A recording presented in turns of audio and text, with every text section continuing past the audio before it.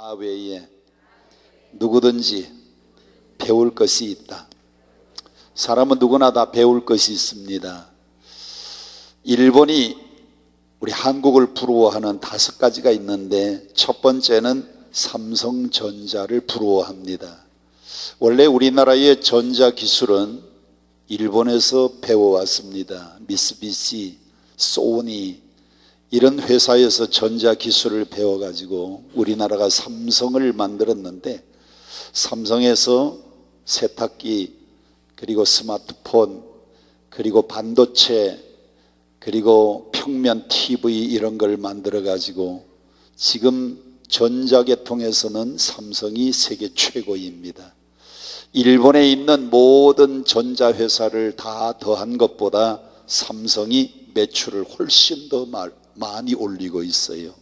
그래서 일본 사람들이 부러워하는 5가지 가운데 첫 번째가 삼성전자입니다. 두 번째, 일본 사람들은 한국의 인천공항을 부러워합니다. 인천공항은 세계 공항 평가의 10년째 랭킹 1위예요.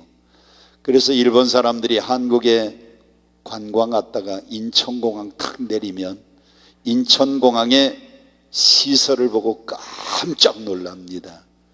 일본의 나레타 공항이요, 우리나라의 김포공항보다 조금 더 좋아요. 그러니 인천공항에 오면 기가 팍 죽습니다. 일본이 부러워하는 두 번째가 인천공항이고요. 세 번째, 일본 사람들이 한국을 부러워하는 5가지 가운데 세 번째는 여자 골프입니다. 우리 한국의 여자 선수들은 얼마나 골프를 잘하는지 세계 랭킹 1위, 세계에서 우승을 했다고 하면 거의 다 우리나라 여자 선수들이에요. 네 번째는 일본 사람들이 부러워하는 것 중에 하나가 거미줄 같은 인터넷망입니다. 전 세계에서 인터넷 속도가 제일 빠른 나라가 어느 나라? 대한민국이에요. 우리 대한민국은 인터넷 줄이 거미줄처럼 전국에 다 깔려 있어 가지고, 그것도 보통 전선이 아니고 광 케이블이 깔려 있어서 인터넷 속도, 와이파이 속도가 세계에서 제일 빠른 나라가 대한민국입니다. 그래서 일본이 우리 한국을 부러워해요. 마지막 5번째가 한국의 아줌마 파워입니다. 아줌마 파워. 우리 대한민국은 아줌마들 5사람만 모이면 남자들이 그냥 피해 다녀야 돼요. 아줌마들이 얼마나 씩씩한지 몰라요. 이 기도원도 누가 많이 와야 돼요? 아줌마들이 많이 와야 돼요. 그러면 우리는 일본에서 배울 것이 없느냐? 있습니다.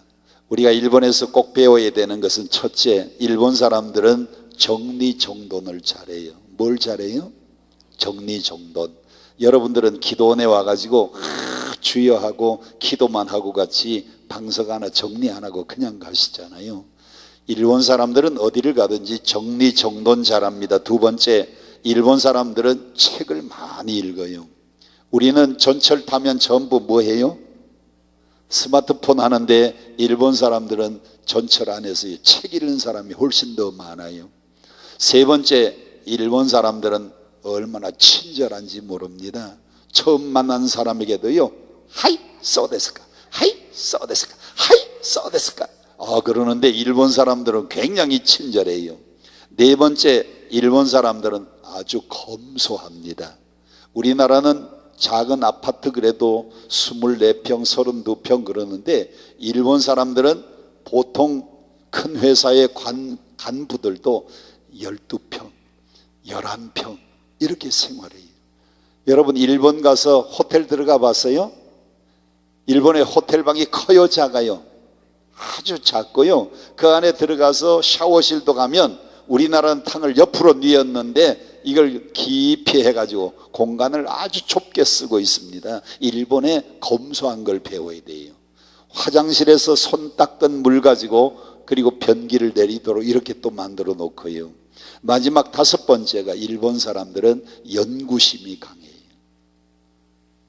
우리 원장 목사님께서 교회가 좋으냐 기도원이 좋으냐 자꾸 물어보니까 여러분들이 아주 곤란해 가지고 답변을 못하고 있는데 기도원에 와서 배울 게 있고요, 교회 와서 또 배울 게 있고요, 우리 원장선 목사님이 또 저 뒤에서 무슨 설교 안 하고 딱 감시를 하는데 그래도 할 얘기는 해야지요. 뭐 기도원에 오면은 여러분이 뜨거운 열정과 그리고 부르짖어 기도하는 그 기도를 또 배워야 됩니다. 아멘.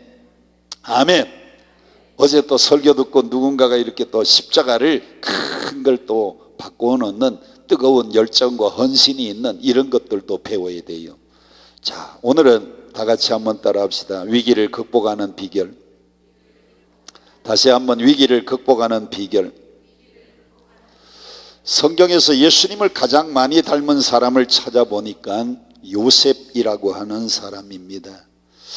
예수님은 12 제자가 있었는데 요셉은 12 형제가 있었고요, 예수님은 은 30에 팔려갔는데 요셉은 은 20에 노예로 팔려갔고요, 예수님은 가장 사랑하는 제자 유다에게 배신을 당했는데 요셉은 사랑하는 형들에 의해서 노예로 팔려갔고요, 예수님은 아무 죄 없이 십자가를 지셨는데 요셉도 아무 죄 없이 억울하게 감옥에 갇혔으니 성경에서 예수님을 가장 많이 닮은 사람이 요셉입니다.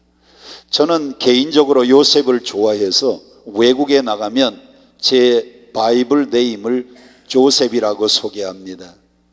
제가 처음 미국 갔을 때는요, My name is 여성삼 그러니까 그 다음날 미국 친구들이 저를 만나면 오 삼성 그래요. 노 삼성, 성삼 앞만 가르쳐줘도요 저를 만나기만 하면 삼성 그래요.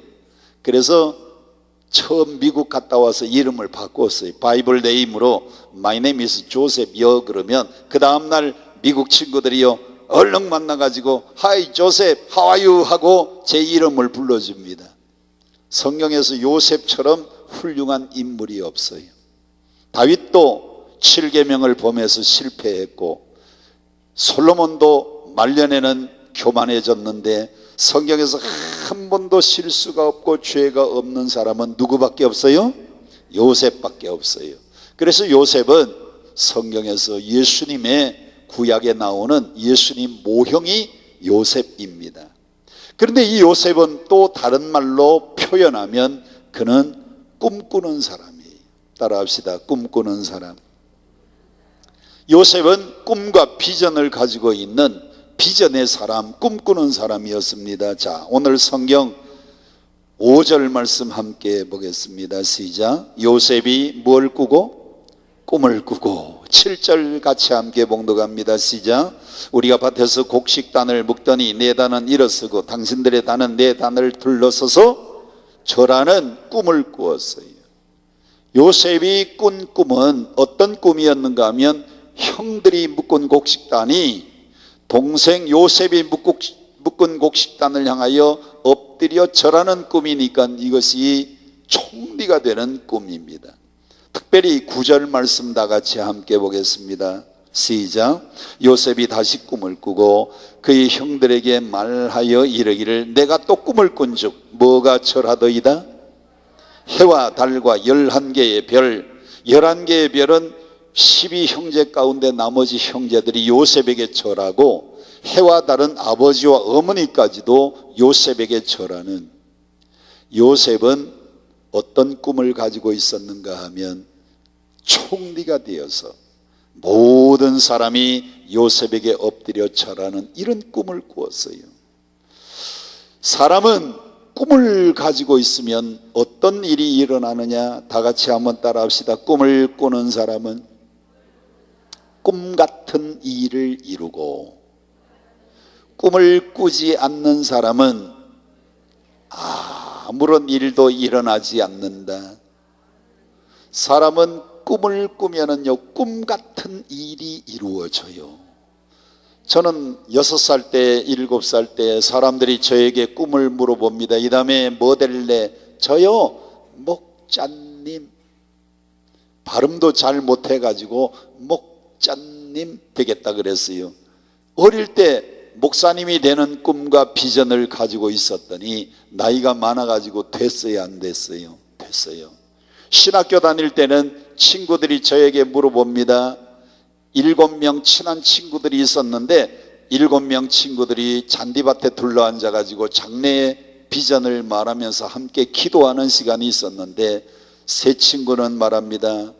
대학원 졸업하고 그리고 외국에 선교사로 나가겠다고.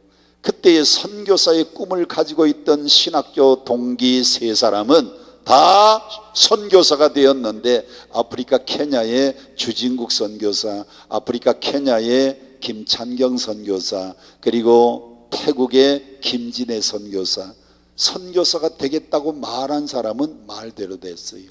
두 사람은 말합니다. 우리는 유학을 갔다 와서 대학의 교수가 되겠다고. 그러더니 이 친구 둘은요, 서울신학대학에 유학을 다녀와서 교수가 되었는데, 기독교 교육학과의 이소연 교수, 그 친구들이 다 유학 갔다 오더니 학교에 교수가 됐어요. 그때의 두 친구는 말합니다. 우리는 목회자가 되겠다고. 목회자가 되겠다고 하는 두 친구, 한 사람은 춘천 중앙성결교회의 유동선 목사, 우리 교단의 총회장까지 지냈어요. 목회자가 됐다는 사람은 목회자가 되고, 저는 그때 이렇게 말했습니다. 나는 적어도 한 3,000명 이상 되는 큰 교회, 아멘이 없어요. 큰 교회 담임 목사가 됐다. 큰 교회 담임 목사가 돼서 선교사들도 힘껏 팍팍 지원해주고 학교에도 팍팍 지원해주는 큰 교회 목사님이 되겠다 그랬더니, 야, 우리 7명 중에 네가 공부를 제일 못하는데 무슨 큰 교회 담임 목사가 된다 그래? 다들 비웃고 조롱했는데 30년 지난 어느 날 보니까요, 저는 큰 교회 담임 목사가 되어서 케냐의 선교사들이 찾아왔습니다. 거기 신학대학 좀 지어달라 그래서 우리 교회가 나이로비 신학대학을 지어주었어요. 그리고 또 저 나록이라고 하는 지역의 케냐에 거기 학교를 또 세워달라 그래서 LLLI 초등학교 1학년부터 9학년까지 있는, 우리로 말하면 초등학교 중학교가 있는 그 학교를, LLLI 초등학교를 또 지어주었어요. 태국에서 목회자 훈련원을 지어달라 그래가지고, 그래서 그걸 다 지어주었어요. 그리고 학교에 있는 교수들이 또 찾아와서 학교에 좀 장학재단 세워달라 그래가지고 우리 서울신학대학에 30억 장학재단을 우리 교회에서 헌금해 주었어요. 왜 배가 아파요? 왜 아멘을 안 해요? 사람이 어릴 때에 꿈을 가지고 있었더니요, 목사님이 되겠다고 하는 꿈을 가졌더니 그대로 됐고, 신학교 다니는 시절에는 큰 교회 담임 목사가 되어서 선교사들도 후원해주고 학교도 지원해 주겠다고 했는데, 사람은 꿈대로 되는 거예요. 문제는 사람이 꿈과 비전을 가지고 있으면 꿈을 말해야 되는 겁니다. 성경 5절 다시 함께 봉독합니다. 시작. 요셉이 꿈을 꾸고 자기 형들에게 뭐 하였다? 말하였다 그랬습니다. 9절 성경 또 다시 함께 봉독합니다. 시작. 요셉이 다시 꿈을 꾸고 그의 형들에게 말하여 이르되. 여러분, 사람이 꿈을 가지고 있으면 꿈을 선포하고 꿈을 말해야 됩니다. 왜 사람이 꿈을 자꾸 이야기해야 되는가 하면, 말에는 뭐가 들어있는가 하면 씨가 들어있어요. 맞아요? 틀려요? 자, 말에는 뭐가 들어있어요? 말에는 씨가 들어있어요. 그래서 성경은 이렇게 말합니다. 꿈이 없는 백성은 망한다. 잠언 29장 18절에 꿈이 없는 백성은 망한다 그랬어요. 우리 성경에는 꿈이 없는 백성은 방자히 행하거니와, 이것을 영어 성경에 보면 직역을 하면 꿈이 없는 사람은 망한다라고 되어 있습니다. 여러분, 이번 집회 때 와가지고 우리 강남금 식기도원의 원장 목사님에게 제일 많이 들은 이야기가 뭐예요? 무슨 교회 짓겠다고요? 십자가 교회 짓겠다고 우리 목사님이요, 꿈을 가지고 꿈을 자꾸 말하고 꿈을 자꾸 선포합니다. 사람은 꿈을 꾸고 꿈을 말하고 꿈을 선포하면 뭐대로 되느냐? 말대로 되는 거예요. 크게 한번 따라 합시다. 말대로 됩니다. 더 크게 한번 따라 합시다. 말대로 됩니다. 사람은 말하면 말대로 되는 거예요. 말에는 각인되는 능력, 말에는 씨가 들어있기 때문에 사람이 말하면 말대로 됩니다. 제주대학의 소인섭 교수라고 하는 분이 강낭콩 완두콩을 가지고 연구를 했습니다. 강낭콩 완두콩을 쟁반에다가 올려놓고, 쟁반에 똑같은 쟁반 2개를 이렇게 올려놓고, 똑같은 강낭콩, 똑같은 완두콩, 똑같은 강낭콩 완두콩을 여기에다가 접시에다 올려놓고 물을 부어놨어요. 여러분, 강낭콩 완두콩에다가 물을 부으면 어떻게 돼요? 싹이 납니다. 발화가 됩니다. 그리고 이 한가운데에다가 벽돌을 쌓고, 한가운데 벽돌을 쌓고 이쪽에 있는 강낭콩 완두콩에는 바하의 파르디타라고 하는 클래식 음악의 대표되는 바하의 파르디타 음악을 들려주었어요. 스피커를 틀어놓고. 그리고 이 반대쪽에는 레드 제프린의 락 음악을 들려주었습니다. 이렇게 2주간 동안 키웠어요. 똑같은 온도, 똑같은 습도에. 그랬더니 클래식 음악을 들려준 쪽은 얼마가 성장했는가 하면 35cm에서 38cm가 자란 거예요. 그런데 이쪽에 레드 제프린의 락 음악을 틀어준 쪽은 5cm에서 8cm밖에 자라지 않았어요. 어디가 더 잘 자랐어요? 클래식 음악, 좋은 음악을 들려준 쪽이 똑같은 강낭콩 종자인데, 똑같은 완두콩 콩인데, 여기는 35cm에서 38cm가 성장한 겁니다. 그래서 제주대학의 소인섭 교수가 자기가 연구한 것을 MBC TV에 방송을 내보내면서 제목을 식물도 소리에 영향을 받는다라고 제목을 붙였어요. 식물이 소리에 영향을 받아서 좋은 음악을 들려주면 잘 자라고, 시끄러운 락 음악을 들려주면 잘 안 자란다는 겁니다. 이 강낭콩 완두콩의 실험을 MBC TV에서 방송이 되었더니 청계목장의 주인이 동물도 소리의 영향을 받을 수 있겠구나. 그래서 자기가 젖소 농장을 하고 있는데 그 젖소 농장에다가 스피커를 달아주었습니다. 그 스피커에다가 뭘 틀어주었는가 하면 요한 스트라우스의 왈츠곡을 들려주었어요. 요한 스트라우스의 왈츠곡을 들려주었더니 이 젖소들이요, 사료를 먹으면서 춤을 추는 겁니다. 짠짠짠짠 짠짠 짠짠 짠짠짠짠 짠짠 짠짠 하면서 클래식 음악 요한 스트라우스의 왈츠곡이 나오니까요, 젖소들이 사료를 먹으면서 춤을 추는 거예요. 똑같은 사료, 똑같은 음식을 먹이는데 클래식 음악을 들려준 다음에 한 달 동안 키웠더니 이 젖소 한 마리에서 얼마의 우유가 더 생산되었는가 하면 젖소 한 마리에서 1.8리터, 우리가 보통 이 큰 병 있죠? 그만큼 우유가 더 많이 생산이 된 거예요. 그래서 청계목장의 주인이, 따라합시다, 동물도 소리에 영향을 받는다. 식물도 소리에 영향을 받고 동물도 소리에 영향을 받아요. 여러분 집에서 화분 키울 때에 이파리를 닦아주면서 아이고 예쁘다, 아이고 예쁘다, 아이고 예쁘다고 하면 그 식물이요, 잎사귀가 반짝반짝하고 윤기가 나는 거 아시나요? 여러분 동물들을 키울 때에, 강아지나 고양이나 여러분 집에서 동물을 키울 때에 아이고 예쁘다 예쁘다 예쁘다고 하면서 동물을 귀여워하면요, 이 동물들이 아주 건강해지는 거 아시나요?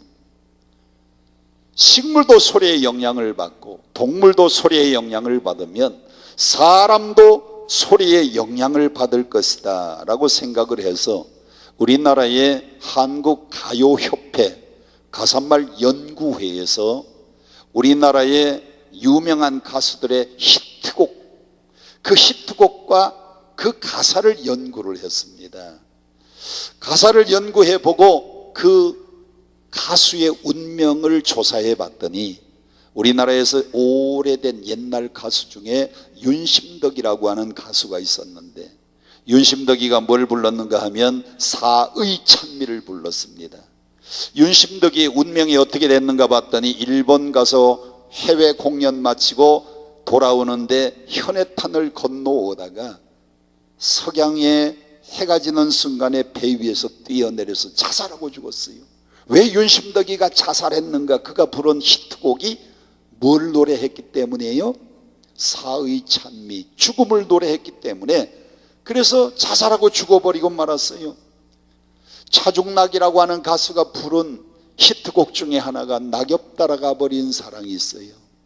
차중락이 운명이 어떻게 됐는가 봤더니 30살 나이에 낙엽 따라 가버리고 말았어요.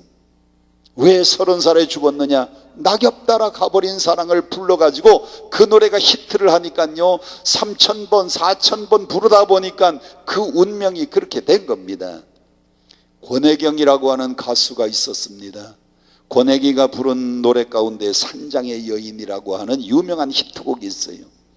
어떤 노래인가 하면 이런 노래입니다. 아무도 날 찾는 이 없는 외로운 이 산장에 나뭇잎만 채곡채곡, 이런 노래인데 제가 우리 교회에서 이 노래를 불렀더니 목사님 그 복음성가는 몇 장에 있나요? 그래요.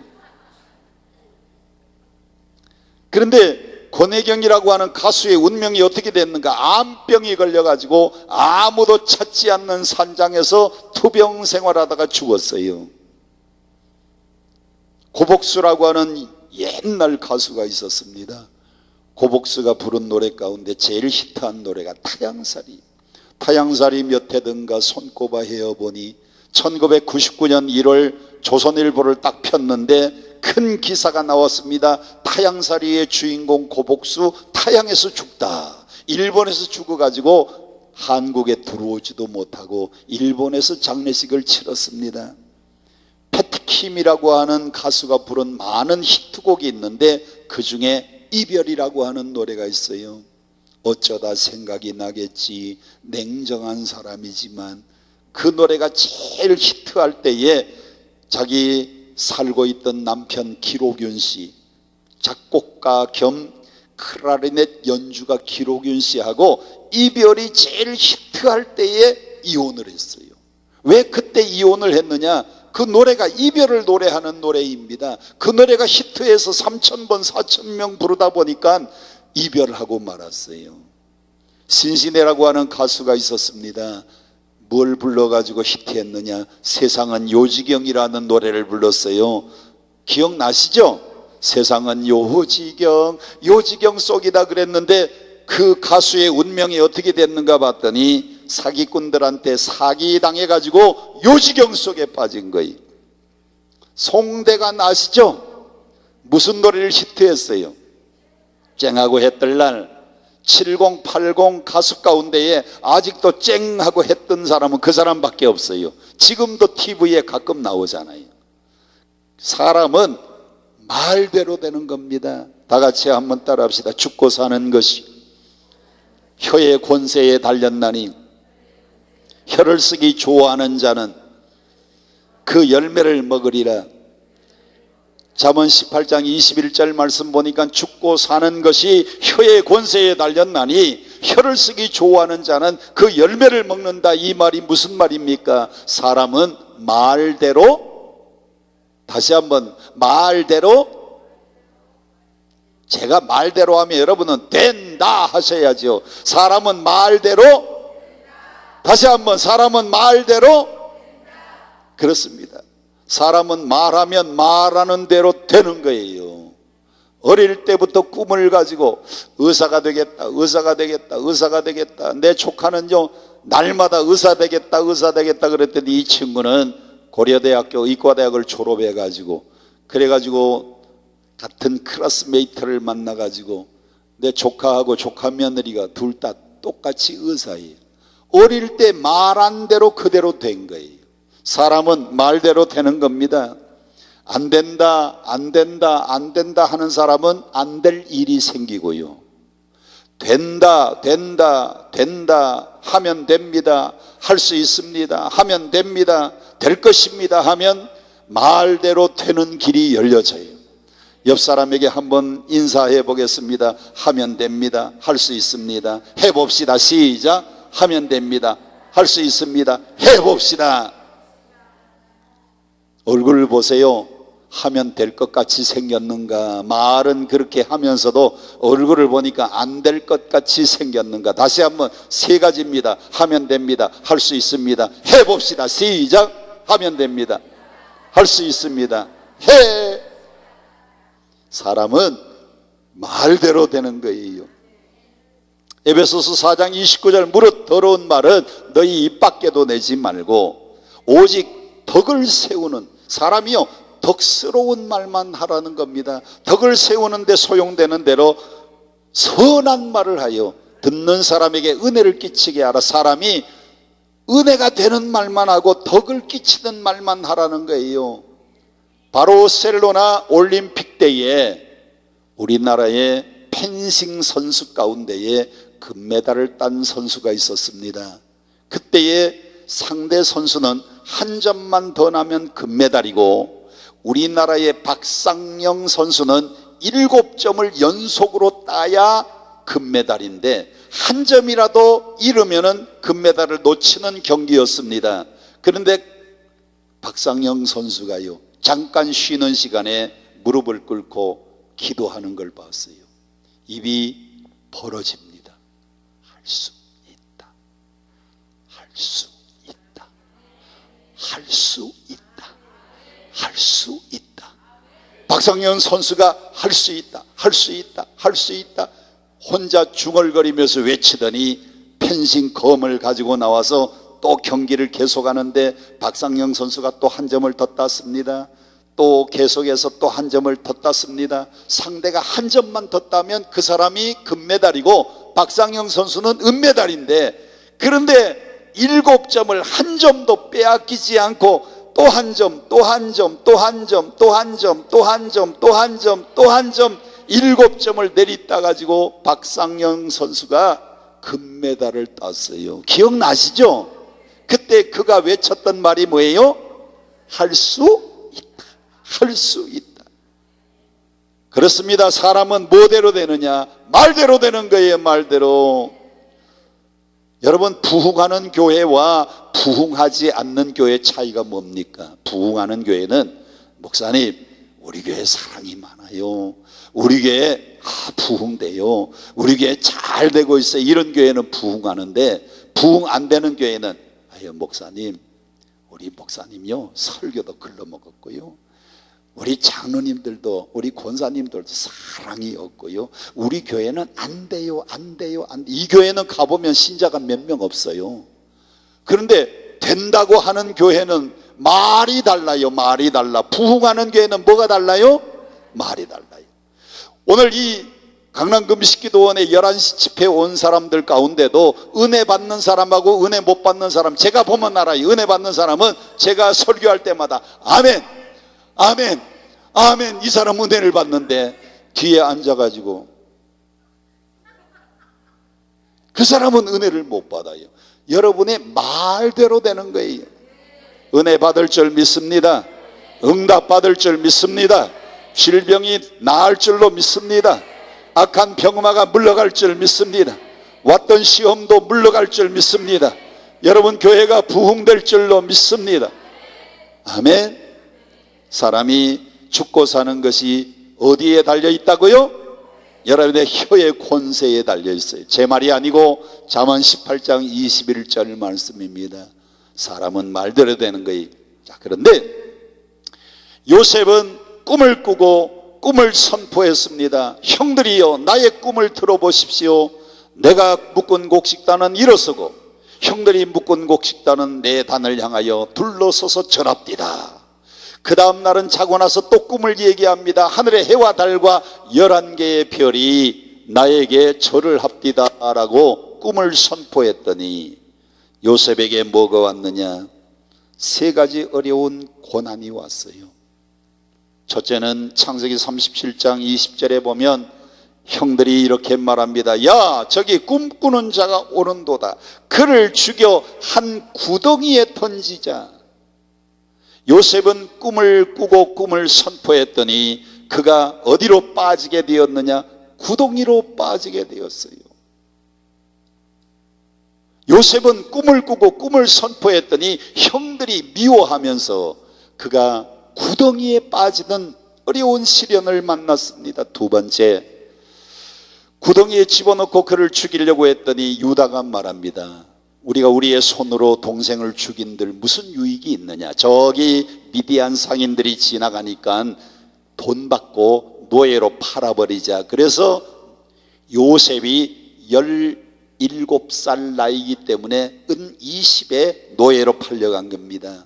예수님은 왜 은 30에 팔렸는가 하면 장정 노예값이 은 30이고요. 요셉은 17살 미성년자의 노예값이기 때문에 은 20에 노예로 팔려갔습니다.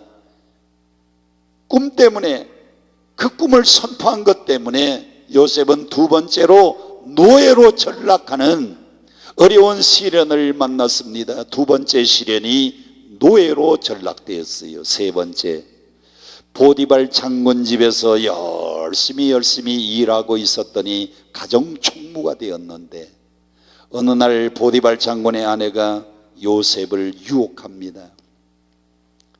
요셉을 유혹하는데 그 요셉이 보디발 장군의 아내의 유혹을 거절하고 물리쳤더니 누명 쓰고 이번에는 어디로 들어가게 되었어요?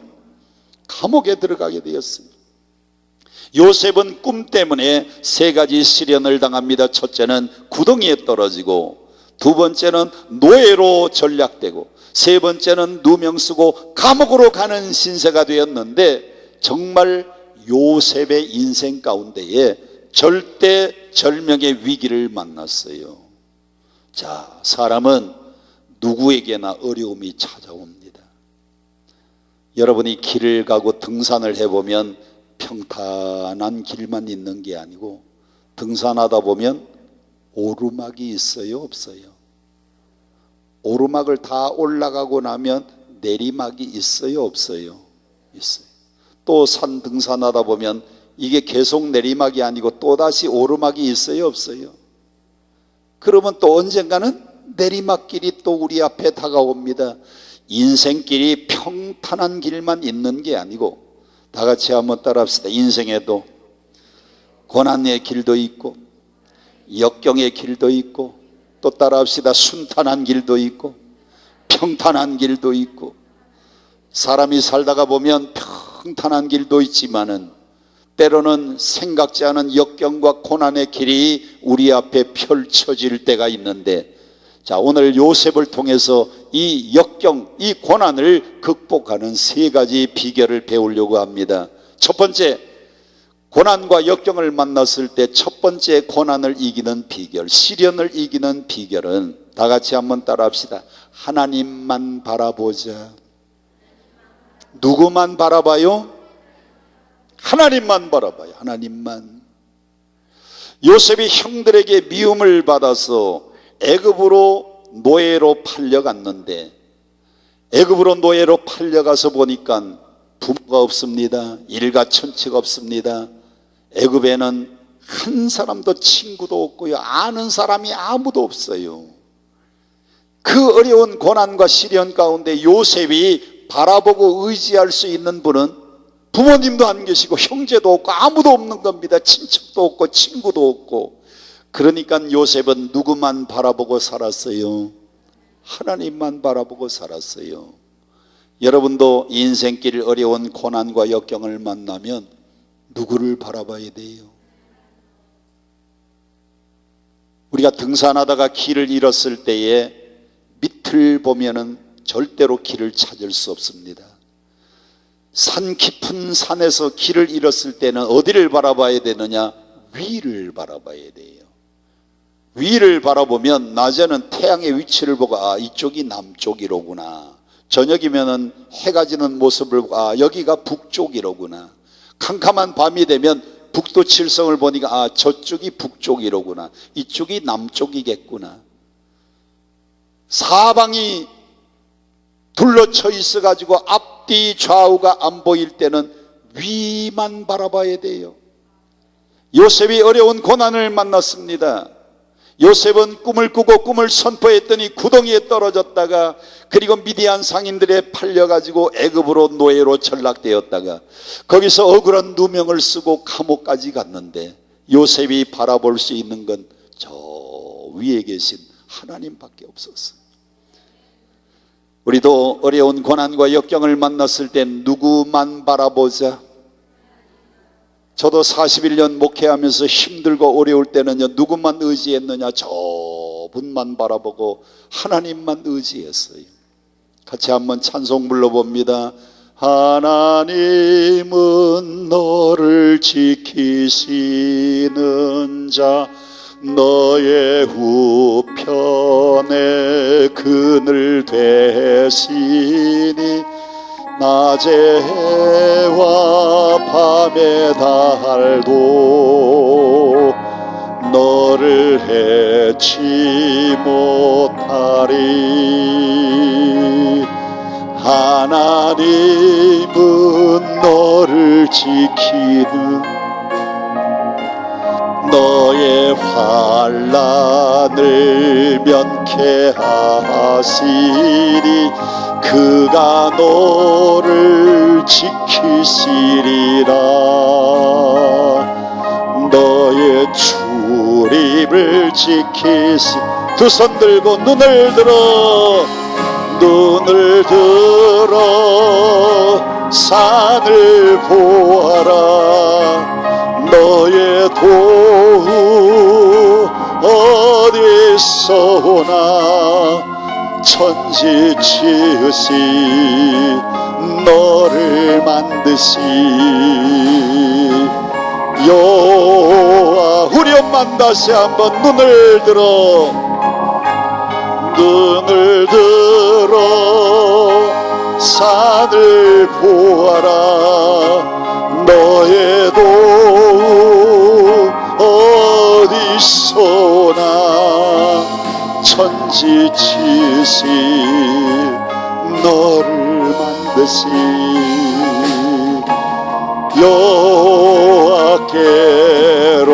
여호와께로다. 할렐루야. 눈을 들어 어디를 바라봐요? 천지를 지으신 여호와 하나님을 바라봐야 돼요. 요셉은 애굽으로 팔려가서 의지할 사람이 아무도 없었습니다. 부모님도 안 계시고 형제들도 없고 도와줄 수 있는 친구도 없고 아는 사람이 아무도 없었어요. 요셉은 누구만 의지했어요? 하나님만 의지했어요.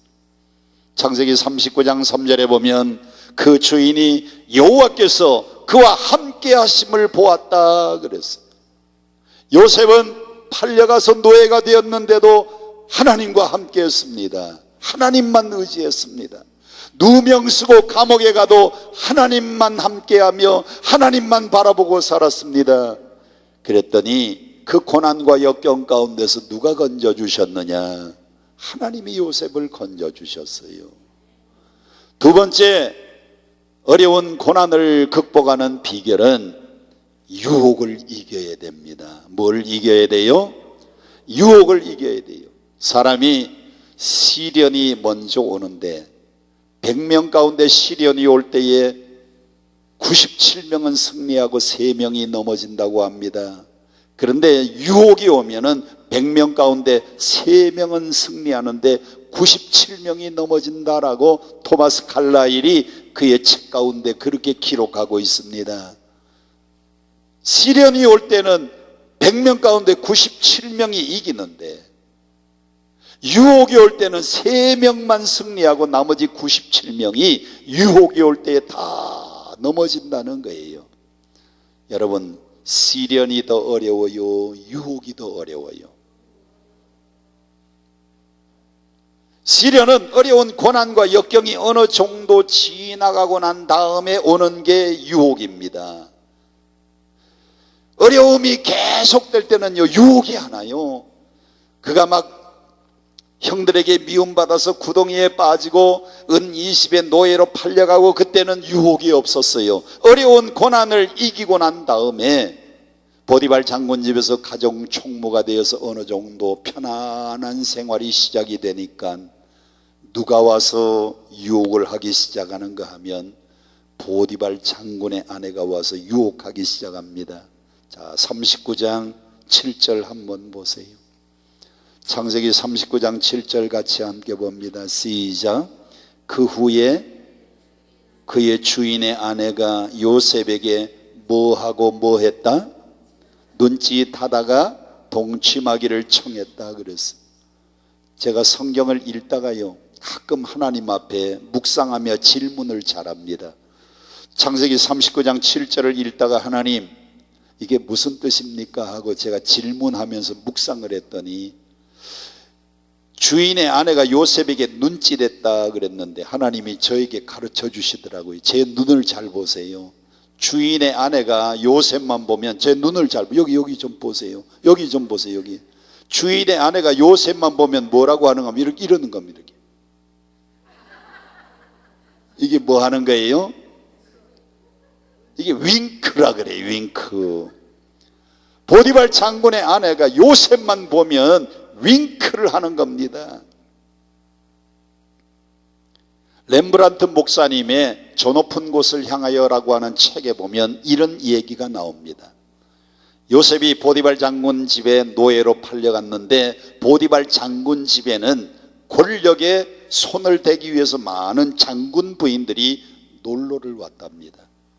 그래서 보디발 장군 부인하고 다른 장군 부인들이 쭉 둘러앉아가지고 대화를 하고 있으면 요셉이 사과를 접시에다 담아가지고 칼하고 갖다가 드립니다. 이거 깎아 잡수시면서 대화하시라고 갖다가 놓으면 17살의 노예로 팔려간 이 요셉이 보디발 장군 집에서 한 2년쯤 지나고 나니까 19살, 20살, 남자의 나이 19살, 20살 되면 그때 얼굴이 제일 활짝 피는 나이입니다. 제가 19살, 20살 그때에 인천에서 우리 아버님이 목회를 하고 저는 목사 아들도 인하공대를 다니고 있었어요. 제 나이 20살 때 그때는 얼굴이 얼마나 하였는지 몰라요. 얼굴이 그냥 점 하나 없이 깨끗하고 얼굴이 하얗고 키가 크고 늘씬한데 얼굴이 확,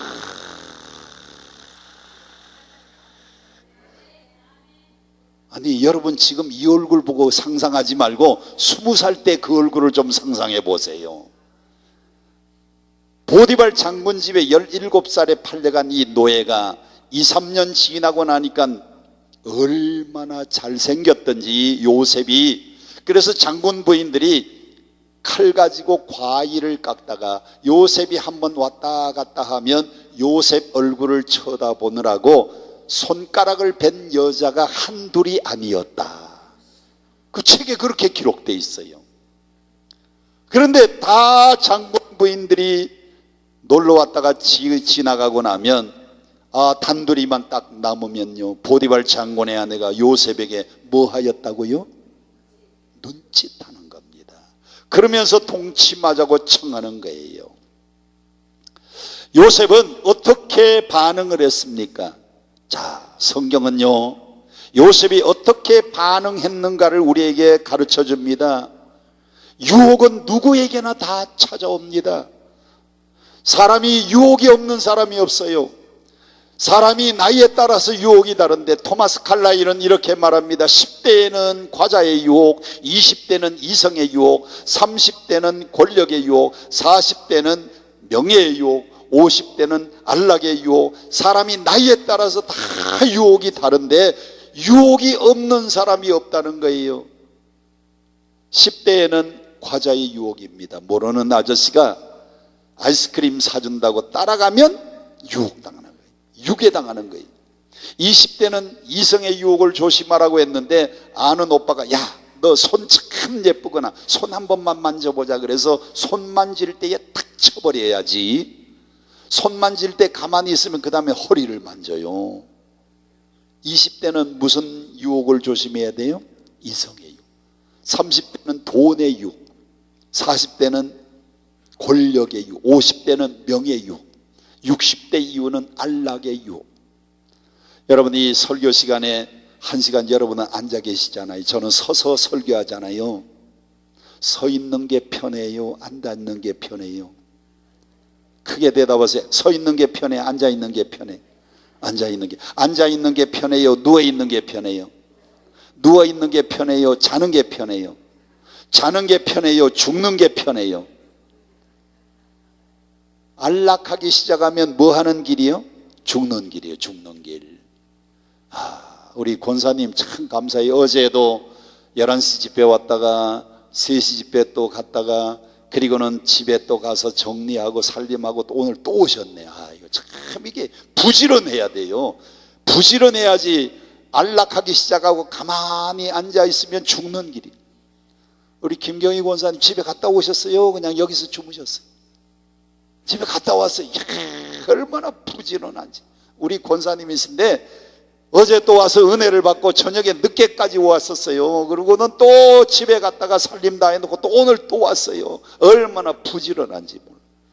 사람이 안락하기 시작하면 죽는 길이에요.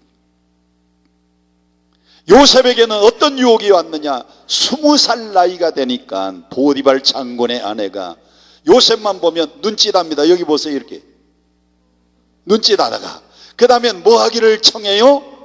동침하자고 청하는 겁니다. 사람이 제일 어려운 게 20대에 혈기왕성하고 정욕이 들끓는 그 나이에 이성의 유혹을 물리치는 것은 보통 힘든 일이 아닌데 요셉은 어떻게 대처하는가? 요셉의 반응을 읽어봅시다. 9절, 39장 9절 시작.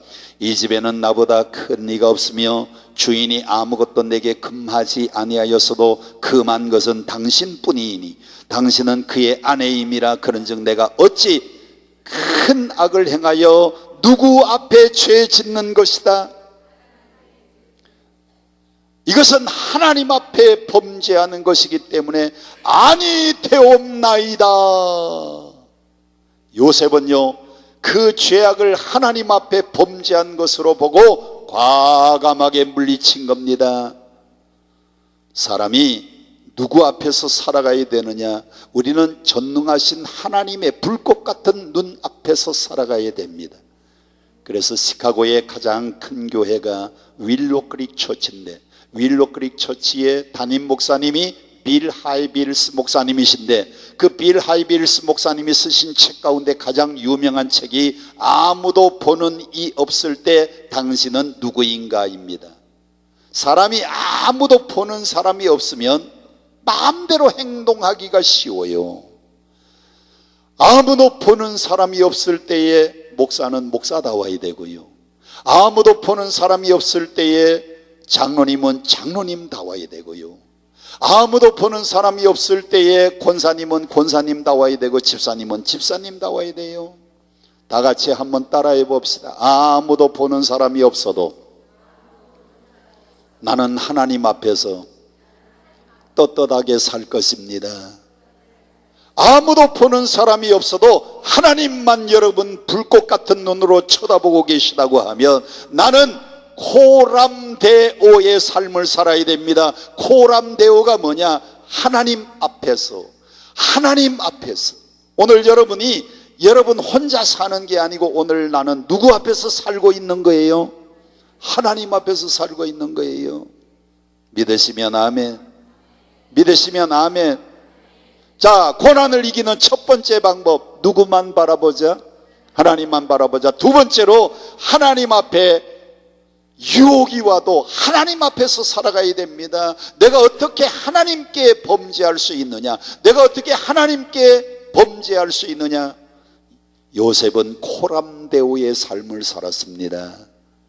그래서 여인의 유혹을 물리쳤더니 10절 성경을 보세요. 큰 소리로 시작. 여인이 날마다, 거기다 동그라미 하세요. 여인이 날마다. 오늘 유혹하다가 안 되니까 그 다음날 또 유혹합니다. 그 다음날 유혹하다가 안 되니까 그 다음날 또 유혹합니다. 여러분, 유혹은요 날마다 찾아오는 거예요. 한 번 해서 안 되면 두 번, 두 번 해서 안 되면 세 번. 유혹은 계속해서 날마다 오는 게 유혹입니다. 여러분, 시험 들지 마시기를 축원합니다. 날마다 유혹이 와요. 날마다 유혹이 와. 한 번으로 끝나는 게 아닙니다. 악한 사단은 예수님을 시험하러 왔습니다. 너 배고프지 않느냐? 돌 가지고 떡 만들어 먹으라. 너 하나님 아들이 아니냐? 성전 꼭대기에서 뛰어내려봐라. 천사를 보내줄 거다. 나에게 한 번만 절하며 천하만국을 주겠다. 예수님을 유혹했던 이 마귀가 잠시 떠나갔는데, 오늘 여러분을 유혹하기 위해서 마귀는요, 오늘 찾아와서 유혹하다가 안 되면 내일 또다시 옵니다. 내일 와서 유혹하다가 안 되면 그 다음날 또 옵니다. 따라합시다. 마귀는 유혹을 한 번으로 끝내는 게 아니고 언제 찾아온다고요? 날마다. 보디발 장군의 아내가요, 날마다 유혹을 하면서 요셉을 유혹하는데 요셉이 정말 참기가 힘들었어요. 그래서 요셉은 어떻게 했느냐? 그 자리에 있지도 아니하고 옷을 제쳐버리고 도망질 쳐버리고 말았습니다. 요셉이 이렇게 거룩한 삶, 하나님 앞에 코람데오의 삶을 살았기 때문에 하나님은 요셉에게 축복해 주셨어요. 17살에 팔려간 요셉이 30살에 한 나라의 총리가 된 거예요. 여러분, 30살에 한 나라의 총리 대신이 된 것은 일찍 출세입니까? 늦게 출세입니까? 30살에 한 나라의 총리가 되는 것은요, 보통 출세가 아니에요. 그것도 요셉은 하나님의 방법으로 된 거예요. 자, 세 번째, 여러분 잘 정리를 해 놓으세요. 하나님의 방법으로. 크게 따라하세요. 하나님의 방법으로. 사람의 방법으로 총리가 되려면 히브리 청년이 애굽의 총리가 될 수 없습니다. 히브리 청년이 애굽의 총리가 되려면 이민을 가야 돼요. 이민 가려면 돈이 많이 들어요. 그런데 이민 가면 돈이 많이 드니까 하나님의 방법은 노예로 팔려가게 해서 돈 한 푼도 안 들고 애굽으로 보낸 겁니다. 두 번째, 사람의 방법으로 총리가 되려면 행정고시, 사법고시, 행정고시를 봐야 돼요. 히브리 청년이 애굽의 언어를 공부하려면 언어를 연수해야 돼요. 이건 돈이 많이 드니까 하나님의 방법은 그에게 누명을 씌워서 감옥 안에다가 가두어 놓고 떡관원과 술관원 장관 두 사람을 옆에다가 딱 붙여 주셨습니다. 이게 누구의 방법? 하나님의 방법이에요. 여러분, 감옥에는 누가 왕인지 아세요? 감옥에는 먼저 들어간 사람이 감방장입니다. 나중에 들어온 사람은 장관이 들어와도 감방에는요, 먼저 들어온 순서대로예요. 잘 모르시면 한 번씩 갔다 와 보세요. 요셉이 먼저 감옥에 들어가 있는데 장관 두 사람이 들어왔습니다. 떡관원과 술관원이 들어왔어요. 여러분, 장관들을 하나님이 두 사람 붙여주신 이유는 애굽의 언어를 다 공부시키고 장관들을 통해서 정치를 다 배우게 하시고, 그 두 사람이 누명을 쓰고 감옥에 들어왔는데 한 사람 술관원은 복직이 되어서 장관 자리에 올라가고 떡관원은 3일 뒤에 목이 달아났는데, 아하, 정치에는 권모술수가 있구나. 정치는 권모술수가 있는 것을 다 배우도록 감옥 안에서 하나님이 두 사람 가정교사를 붙여주신 사람이 떡관원과 술관원이. 그게 누구의 방법이에요? 하나님의 방법은 돈이 안 들어요. 사람의 방법으로는 힘들게 어렵게 돈이 많이 들 텐데, 하나님의 방법은 누명을 씌우고 감옥 가게 만드시고 그 안에서 장관 두 사람을 만나게 하시고, 그리고 왕의 꿈을 해석하도록 하나님이 다 인도해 주셔서 요셉은 17살에 팔려간 이 노예가 30살에 한 나라의 총리가 되었으니 누구의 방법으로? 하나님 방법. 자, 오늘 고난을 이기는 세 가지 비결입니다. 첫째는 고난과 역경을 만났을 때 누구만 바라보자? 하나님. 두 번째는 그 고난과 역경 속에서도 누구 앞에서 살아가자? 하나님 앞에서 유혹을 물리치고 코람대오의 삶을 살아야 돼. 세 번째로 사람의 방법 가지고 안 될 때가 많아요. 생각지 않은 고난이 왔는데 사람의 방법으로는 돈을 들어 해결이 안 되고, 권력으로도 해결이 안 되고, 병원 가도 해결이 안 되고, 사람의 방법은 안 되는데 하나님의 방법은 안 될 것 같지만은 되게 하시는 방법이 하나님의 방법입니다. 자, 30살에 총리가 된 이 요셉은 이제 뭘 하면서 살았느냐? 그가 남은 여생은요, 베푸는 삶을 살았어요. 뭐 하는 삶? 베푸는 삶. 7년 동안 풍년이 들었습니다. 7년 풍년 동안에 양식을 사가지고 창고를 짓고 양식을 저축했다가 7년 흉년이 시작되었을 때 창고에 양식을 풀기 시작하는데, 누구든지 양식 사러 오면요, 양식을 다 베풀기 시작하는 겁니다. 사람이 살아가는 세 가지 방법이 있습니다. 이것을 우리는 3S라고 이야기합니다. 사람이 사는 세 가지 방법. 첫 번째 S는 서바이벌, 사람이 생존을 위해서 살아가는 사람이 있어요. 내가 안 죽으려고 생존하기 위해서 사는 사람, 서바이벌 인생. 두 번째는 석세스의 인생이 있습니다. 성공을 위해서 살아가는 사람, 석세스의 인생입니다. 세 번째는 서비스, 섬기기 위해서 살아가는 사람이 있는데, 여러분은 성공을 위해서 살았으면 좋겠어요? 아니면 다른 사람을 섬기기 위해서 살았으면 좋겠어요? 정답을 가르쳐줘도 몰라? 여러분은 서바이벌, 생존을 위해서 살았으면 좋겠어요? 남에게 베풀기 위해서 살았으면 좋겠어요? 그 베푸는 삶을 영어로 서비스라 그래요. 서비스. 우리 교회에 이남열 장로님이 계세요. 우리 최경희 권사님은 아시잖아요. 이남열 장로님. 이남열 장로님은 그 집안이 별명이 소금 집안이에요. 소금. 아버지는 소금, 그리고 아들은 왕소금, 손자는 맛소금. 그 집안은 무슨 집안이라? 소금 집안입니다. 성심 약국을 해가지고 돈을 많이 벌었는데, 약국에서 돈 버는데 하나님 앞에 나와서 기도하면 이남열 장로야, 그 집 옆에 있는 땅을 사라. 그 땅이 과수원인데요, 과수원 사라. 또 하나님 앞에 나와서 새벽 기도하면 이남열 장로야, 저쪽에 있는 저 코너에 있는 그 산 언덕을 사라. 하나님이요, 기도할 때마다 땅을 사라고 가르쳐 주셨대요. 그래서 땅을 사놨는데 1963년 1월 1일 경기도가 서울시가 확장이 되면서 천호대교 다리 건너가 성동구 서울특별시로 편입이 됐는데, 우리 장로님이 사놓은 땅이요, 길이 나면서 사거리 코너가 되고, 우리 장로님이 사놓은 건물마다 전부 다 아주 큰 길가가 돼가지고 우리 장로님이 돈이 얼마나 많아졌는지 몰라요. 강동구에서 세금을 제일 많이 냈습니다. 그런데 제가 우리 교회 부인 가보니까 돈은 많은데 안 써가지고, 아버지는 뭐고? 소금이고, 아들은 뭐고? 왕소금이고, 손주들은 뭐고? 맛소금이요.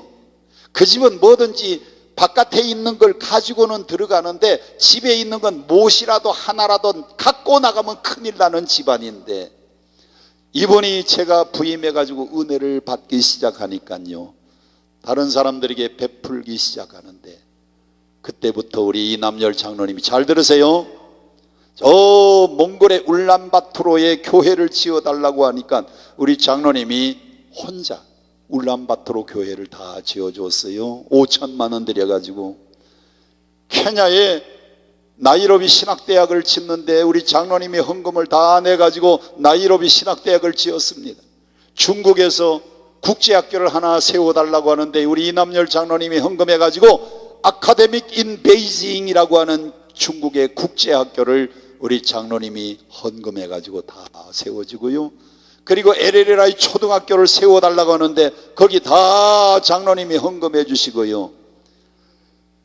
우리 서울신학대학에서 장학재단이 하나도 없는데 장학재단 좀 만들어 달라고 할 때 제가 그렇게 가서 부탁을 했더니 장로님이 20억 헌금을 해가지고 장학재단 세워지고 그 뒤에 또 10억을 추가로 헌금해가지고 30억 장학재단이 돼요. 우리 장로님이 돌아가실 때까지 우리 교회도 장학헌금을 20억 하고, 그래서 장로님이 얼마를 헌금하고 가셨는가 하면 200억 헌금하고 가셨어요. 지금은 돌아가셨어요. 제가 거짓말을 할 수 없어요. 우리 권사님 여기 와 계신데, 증인이 계신데. 얼마 헌금하고 갔다고요? 다시 한번 얼마? 하나님이 여러분들에게 물질 주실 때는 값 있고 의미 있고 뜻 있는 곳에 쓰라고 하나님이 주신 거예요. 요한 웨슬레는 물질에 대해서 세 가지를 우리에게 가르쳐 주었습니다. 요한 웨슬레의 설교 가운데 Use of Money, 돈을 어떻게 쓸 것인가 라고 하는 제목의 설교가 있는데, 첫째, 돈은 어떻게 써야 되느냐? Gain all you can. gain이라는 말은 G-A-I-N, 벌어들여라. 벌 수 있는 데까지 벌어라. Gain all you can. 첫 번째. 두 번째, Save all you can. Save는 S-A-V-E, 저축하다라고 하는 뜻도 있고 구원하다라고 하는 뜻도 있는데, 돈을 벌 수 있는 대로 벌었으면 저축할 수 있는 데까지 저축해라. 이게 Save all you can이라는 단어입니다. 세 번째는 Give all you can. 네가 줄 수 있는 데까지 다 나누어 주어라. 고개 들고 저를 보세요. 여러분 죽으면 여러분의 집이나 땅이나 여러분의 재산이 죽는 순간 다른 사람의 이름으로 등기된다는 사실을 알죠? 여러분 죽으면 돈 가져가요? 못 가져가요? 못 가져가요. 돈이라는 것은 사는 동안 쓰는 거고요. 남으면은 좋은 일에 우리가 기부하고 가야 됩니다. 그래서 요한일서는 Use of Money, 돈을 어떻게 사용해야 되느냐? 첫째, Gain all you can. 벌 수 있는 대로 벌어라. 두 번째로 Save all you can. 저축할 수 있는 대로 저축해라. 세 번째, Give all you can. 줄 수 있는 데까지 나누어 주어라. 아멘. 우리 이남열 장로님이 얼마 헌금하고 갔다고요? 200억 헌금하고 갔어요. 여러분, 그분은 뭐 돈이 많으니까 헌금 아니에요. 사람이 돈 많다고 남에게 주고 장학재단 세워주고 학교 지어주고 하는 게 아닙니다. 마음이 있어야 돼요. 마음이. 여러분들 하나님의 축복 받으시기를 바랍니다. 그리고 여러분이 사는 날 동안 다 쓰고 가세요. 그리고도 남으면 여러분 좋은 일 많이 하고 하나님 앞에 헌금하고. 아멘. 안 할 줄 알았어 내가. 하나님이 주시면 헌금하고요, 좋은 일에 다 쓰시고 다른 사람에게 좀 베풀고 가세요. 그러고도 남는 거 있으면요, 저한테 공증해 주세요. 공증. 여목사님 좋은 일에 써달라고. 그러면 여러분 기념교회 세워주고 여러분의 기념 장학재단 세워드릴 테니까. 요셉은 총리가 된 다음에 많은 사람을 베풀었어요. 찾아오는 모든 사람들에게 베풀다가 보니까 나중에 누가 양식 사러 왔어요? 저 고향 가나안 땅에 살고 있는 형들이 양식이 없으니까요, 요셉에게 양식 사러 왔어요. 요셉인지도 모르고 한 나라의 총리니까 요셉 앞에 서가지고 저 양식 사러 왔습니다. 너희들 누구냐? 예, 우리는 저 가나안 땅에 살고 있는 야곱의 아들들입니다. 요셉을 보고요, 엎드려 절하는 거예요. 우리는 저 가나안 땅에 살고 있는 야곱의 아들들입니다. 우리는 저 가나안 땅에서 온 야곱의 아들들입니다. 아니, 이 사람들이 강사가 3번이나 절을 했는데 어떻게 가만히 앉아가지고 절을 받아만 먹어요? 최소한 맞절이라도 해야지. 다시 하겠습니다. 우리는 저 가나안 땅에서 양식 사러 온 야곱의 아들들입니다. 요셉이 어렸을 때의 꿈을 꾸었던 꿈이 이루어졌어요? 안 이루어졌어요? 형들이 엎드려 절했습니다. 아버지와 어머니까지 찾아와 절했습니다. 꿈이 성취가 되었습니다. 어떻게 살았더니 하나님만 바라보고 살았더니, 어떻게 살았더니 유혹을 물리치고 코람되어 하나님 앞에서 살았더니, 그리고 하나님이 그를 총리로 세워주셨을 때에 베풀고 나누어 주었더니 형제도 만나고 아버님도 다시 초청해서 데려올 수 있었고, 여러분도 베푸는 삶, 나누어 주는 삶. 우리 장로님 얼마 헌금했다고요? 에이, 여기는 300원 해야지. 300억. 여기 십자가 교회 짓는데 300억이래. 뭐 여러 사람 할 것도 없이 한 사람이 그냥 확 해버리면 좋아서. 한 사람 확 해버리면 우리 원장 목사님 내일부터는 십자가 교회 얘기도 안 할 거예요. 그냥 십자가 교회 와서 이제 기도하라고만 할 거예요. 할 수 있습니다. 안 된다 그러니까 안 되는 거예요. 박상영 선수 뭐라 그랬어요? 할 수 있다. 기도하겠습니다. 가슴에다가 손을 얹으세요. 아버지 하나님, 요셉의